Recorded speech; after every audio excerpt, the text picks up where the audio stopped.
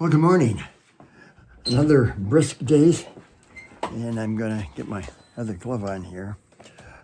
I got a lot I want to talk to you about, and I think I figured out excuse me for moving you around here, but I got to get my glove on here. I think I got this whole video uploading thing taken care of. I'm able to upload right to YouTube from my phone. And that was the trick. I think they settled it. Oh, let's get to the point here. Yesterday we talked about the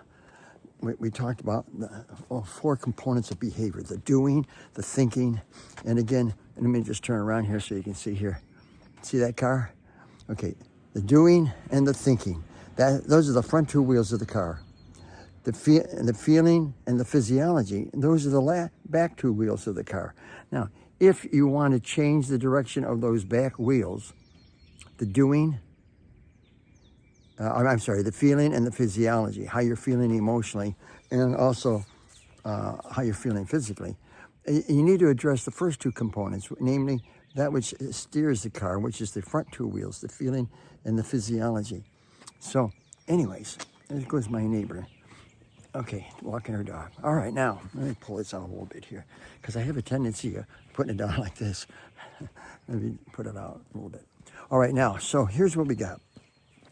The doing, the thinking, the feeling, and the physiology. If you want to change your doing, or you change your emotion, change your physiology, physically, how you're feeling, look at addressing what you're thinking and what you're feeling. Cognitive therapy comes into play on that one.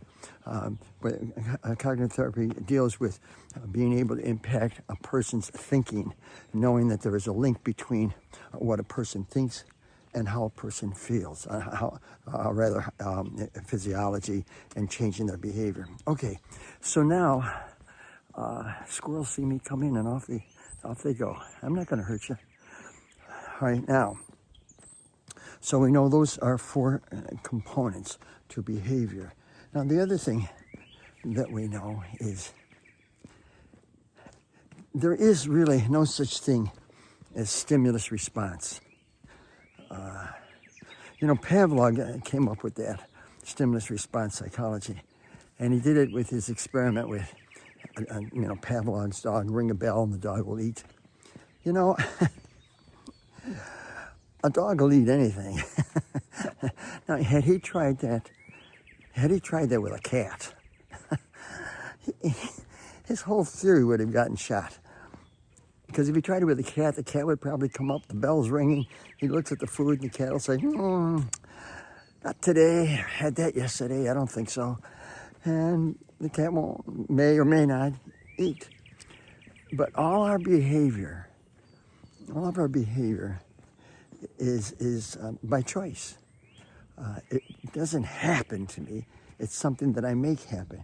Now, that may be a little difficult to digest at this point, but let me give you an example. I remember one time, my son, I think he must have been about 5 years old.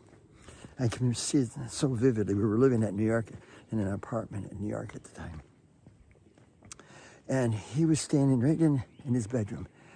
And I don't know what the conversation was about, but somehow it was in the morning. He just recently had gotten up, I think. And he's standing in the doorway. And I said something to him. We were talking, and what I was saying was not agreeable with him. Imagine that. It was not agreeable with him. And he said to me, "You're making me mad." I went, "Whoa, I'm making him mad, huh?" And I'm trying to think, what do I do with that information? So when he said, you're making me mad, I said to him, "You're a truck." He looked at me, and he couldn't figure out what to do with that information. And finally, he said to me, well, you can't make me a truck." And I said, "You're right, I can't. And I can't make you mad either.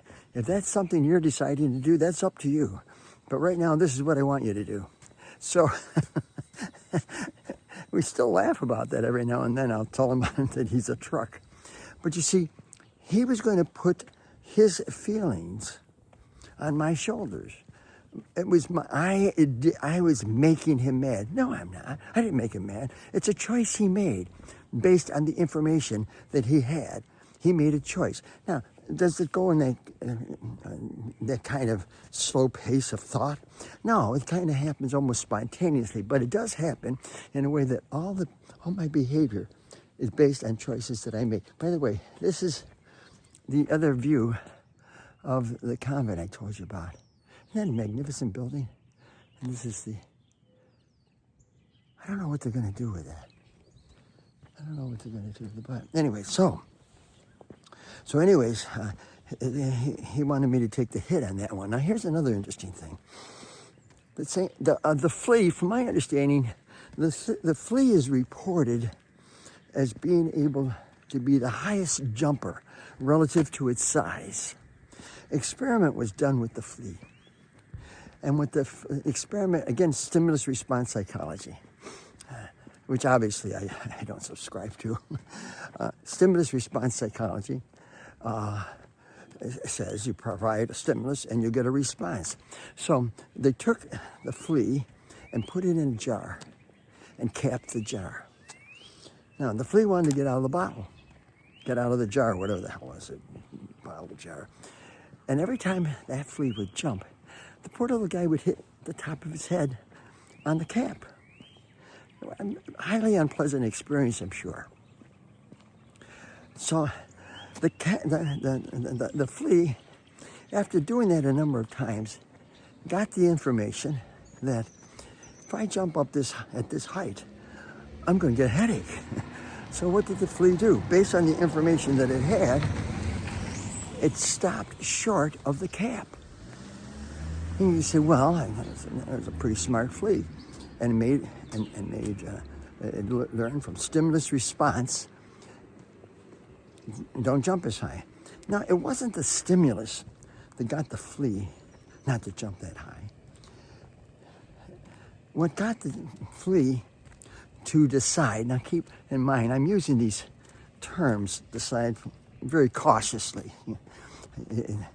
Obviously, the brain power of a flea is not that sophisticated, although I think that it's probably more sophisticated than some people I know. Anyways, this is our park. You'll see this as I'm walking by. A lot of activity goes on during the summer here, but it's a very nice park. So the flea then would not jump high enough to hit his head, and when they took the cap off, the flea never concluded that the cap was off. Now it can jump out. It still ended its height or jump. It ended it to the height of where that jar is. Now, was that stimulus response? I would argue no. It wasn't stimulus response. What it was, the flea had information. The information that it had at its own ability of having information. So all behavior is chosen behavior. We choose our behavior. It's not something that happens to me. It's something with the information that I have, I make a choice. Quick as it may be, make a choice. Now here's the unfortunate thing. Our technology has significantly advanced since 1900.